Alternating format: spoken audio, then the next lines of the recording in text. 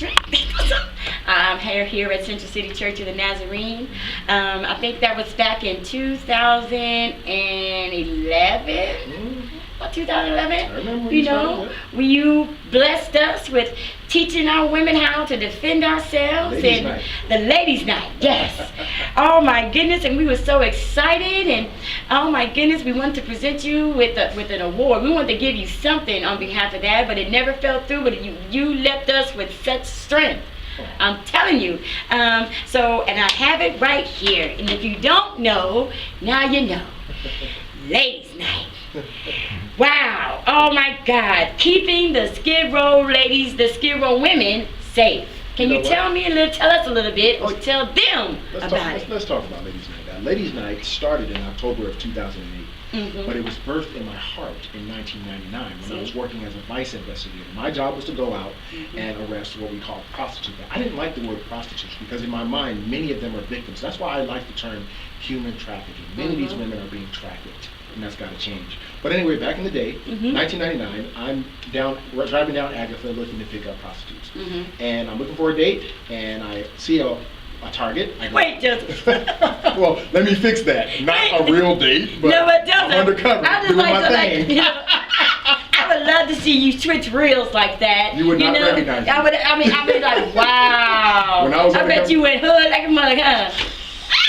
Oh. Okay. Boy. Okay, that's good. Let me just oh my God, hand me at the half flash. Oh my goodness. So I'm in my car and I pull up and I see this young lady and I know she's working. So we start talking, but then when she turns around, she says, you want a date? And when she turns around, her eye was this big. Wow. Her dress was torn, and she was bleeding between her legs. Jesus. And I knew what happened to her, and I broke cover. I said, ma'am, I'm a police officer. Look, yeah, I'm here to arrest you, but I'm not going to arrest you. Please tell me what happened to you so we can not only get you help, but stop whoever did this to you from hurting anybody else. Right. And she had the mentality that it's part of the game. I am no snitch. She told me all this. And also, if you help me, you're going to end up arresting me. She was being told by gangsters, her johns, and sometimes even advocates that if you go to the police for help, they're going to arrest you for warrants or because you're a prostitute. And that was a lie. And I had no idea what to do. She walked away from me, and my heart was broken. October of 2008, there was a taxi cab serial rapist running around. Yeah, I remember him. Picking up women on 7th Street. And I didn't know what to do, but then I was in my office and the song Ladies' Night came on. I was listening to music in my office and I said, yeah, there we go. So what I did was I said, let me call SRO, see if they'll allow me to use James M. Wood Center. Okay. I set up 50 chairs and I advertised for weeks. And I only expected really 5 women to show up. Wow. But because of the favor in my mind of God, and the favor I had with the community, 175 women came out to the first Ladies' Night throughout the night. Now some had to leave early because they had to go to the mission and whatnot. But we taught them domestic violence, self-defense. The whole goal was to let them know that it doesn't matter if you are a preacher or a prostitute. You have a fundamental right to report rape and domestic violence, and we will not judge you. I don't care if you have a warrant. And that gave us power. I don't care if you had a warrant. That gave us if you had power. a murder warrant, I can't help you. But that gave us power.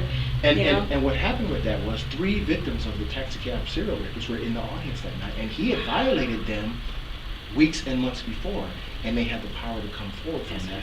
And we put that man away, hopefully for the rest of his life. Okay. And I was so encouraged by that, and I've been doing Ladies' Night ever since. All it is, you call me, you call me one day, Joseph, I got 20 women that want to do Ladies' Night. I come and do it. Well, you know what? I would love to see that happen for this office. I know our viewers would love to have that. Just from personal experience, you give us intimate information that we thought that was acceptable, but it's not.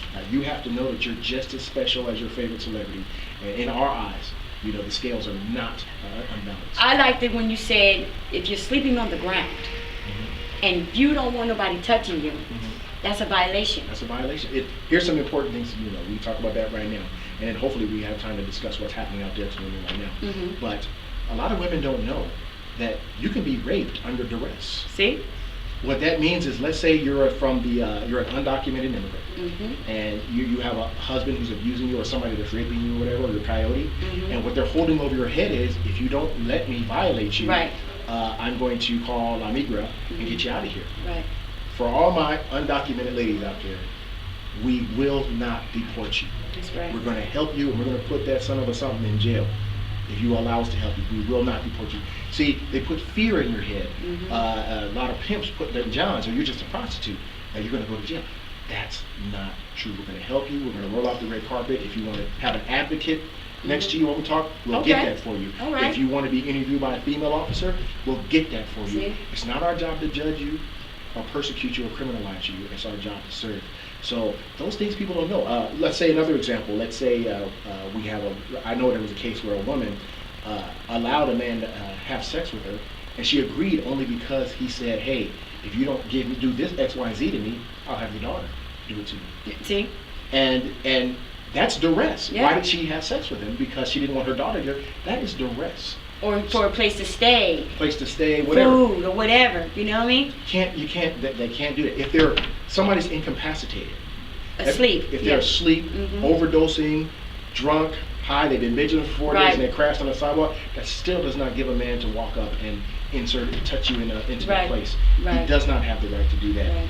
And we really try to make it clear to the women that you can come to us. And I hope you've spread the word. Oh, yes, too. yes. I've talked about 800 women from Skid Row to South LA, but please continue to spread the word that you can come to us for anything. And we won't judge you. And if you don't get the service you need, or you feel like you're not being listened to, you can always ask for a supervisor or get a different pair of officers, whatever you need. Okay. Now, here's the one thing I will say that's very, very important, is just make sure you're very, very honest when you talk to the officer. Don't try to candy sugarcoat, yeah. You know, don't say I was on my way to church praying to Jesus and the boogeyman got me. Okay? Tell the truth. Yes, I have a record. Yes, I was prostituted that night, but I told him I didn't want him to touch me in the butt. Because no means no. No means no. And it doesn't matter. Let's say it started out, yes, it started out consensual, but at some point you either caught the Holy Ghost or you just don't want to do it anymore. Right.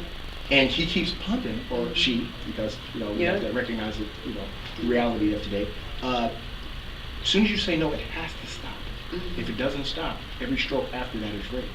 Another thing that women don't know is sometimes they think they were just raped one time in the night. No, every time that person removed his penis or removed his finger and put it back in, that is another charge.